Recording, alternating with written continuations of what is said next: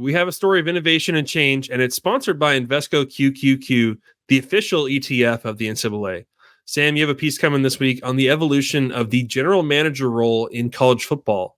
I know you've talked with several of them. How are they changing the game? Yeah, this is a fascinating dynamic in college football right now with everything that's changed in the sport, with the one-time transfer rule, the advent of the transfer portal, the way rosters are built.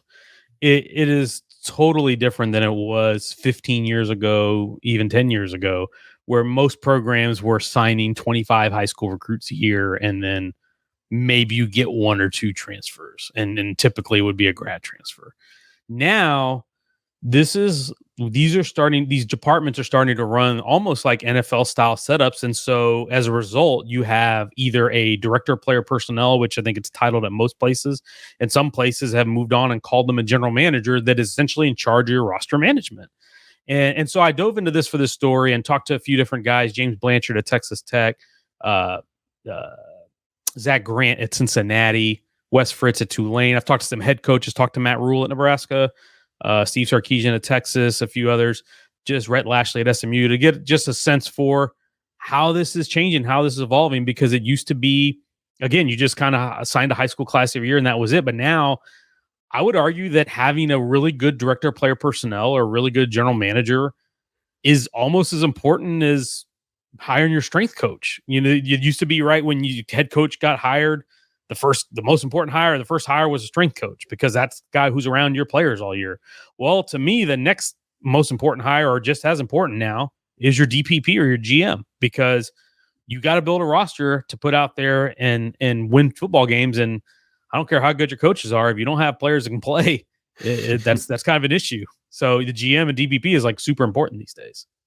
Well, Sam, and people might just think, oh, well, that's just a recruiting coordinators going for a little bit nicer sounding title and stuff, but certainly the role itself has evolved a lot in the past few years. I've talked to GMs who, look, they don't work for the collective, but they have to work with the collective, right? I mean, there's certainly the NIL component of it that you have to really oversee, even though those things can't be really fully handled internally. And even that relationship has evolved over the past few years. But also, Sam, as you've written, like, when it comes to making personnel decisions in this really wild market of high school and transfer recruiting, I know Texas Tech is an example where, these GMs actually are being given more power than ever before.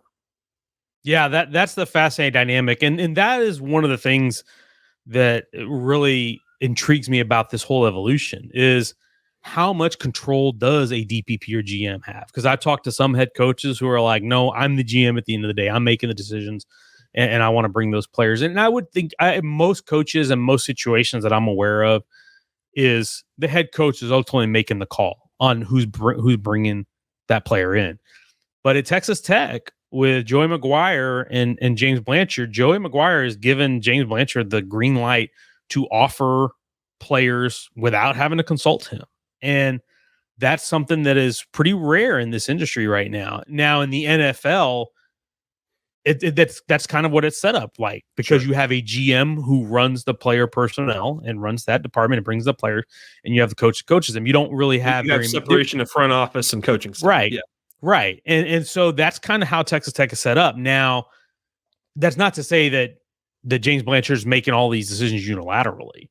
Joey's kept abreast of all of them. But the whole point is, the reason they did that was because McGuire wants to be fast. He wants them to be offering players early, because Texas Tech wants to be able to say, hey, we're one of the first ones. We are the first one, or one of the first ones to offer you. And so if Joey's in a meeting or on the practice field, and and James Blanchard and his staff with Brian Nance or Sean Kinney or Jake Pittman, if they end up finding somebody, they're not going to wait. They're going to say, hey, let's call the high school coach now and let's let him know he's got an offer. And the reason why it works that way at Texas Tech is because Joey McGuire and James Blanchard see exactly eye to eye on what a Texas Tech football player looks like. The speed, the vertical, the shuttle time, the height, weight, arm length, all that stuff. And all those positions, they know what it looks like. Now, it's not for everybody. There is one exception: quarterbacks. Zach Kitley, that's Zach Kitley's department, because quarterback is a different beast.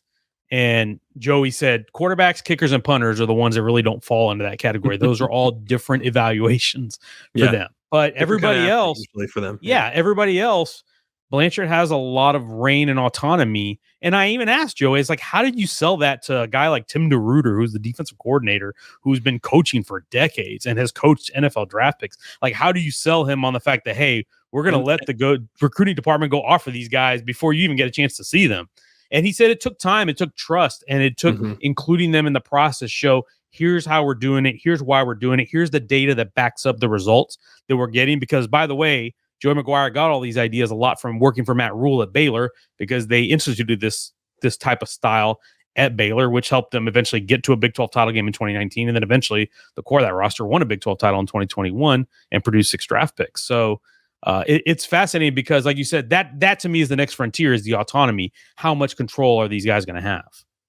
You know, Sam, I was at the Personnel Symposium, which is a great event in Nashville back in August, and James Blanchard was on a panel there, and you certainly got the sense from a lot of people in the room that they want the Texas Tech model to work. They want James Blanchard to be successful in this role, because they want more coaches to understand and believe in this idea of trusting the personnel people to make personnel decisions. You're right. I mean, I think just historically, it has these people a lot of times do all the legwork in terms of evaluation and relationship building and stuff, but they're still ultimately offers are decided on by assistants and by head coaches and things like that. And so I think there are a lot of people that want to see the GM model, and specifically the way Texas Tech has gone about it, be proven successful, because they want to point to their head coach and say, look at these guys.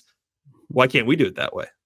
Yeah, because, and it also, I think, because it creates that power, it also creates more jobs, because if the personnel departments are valued, then you're going to put more resources into it. And that's another thing that I saw when reporting the story out, is that so many programs are expanding their personnel departments. A lot of them have a staff that's designed and dedicated specifically to high school recruiting, and a staff that's designed specifically dedicated to transfer recruiting and junior college or junior college scouting. And so that's important, because you've got to know what kind of players you're bringing in. And when speed is of the essence, and Max, you know this from dealing with the portal, transfer portal players are making decisions quickly. So when they go in the portal, you better know quickly if you need to. You better offer that day. Yeah, you have to offer that day, and in some cases within the first hour, a couple hours. And so that's where the GMs, the DPPs, and assistant DPTs and scouting directors, they come in, is because, like, hey, we can pull up the film real quick. We don't got to stop what we're doing. This is their job, is evaluating all day. And so one of the things that Blanchard had brought up to me is, like, why would you assign somebody the responsibility of bringing a guy in when they don't have all the information, as opposed to the GM and the assistant DPPs and the scouting directors, they all have the information, because they are doing this around the clock every single day. They're the ones doing the scouting and sussing out through who fits their program.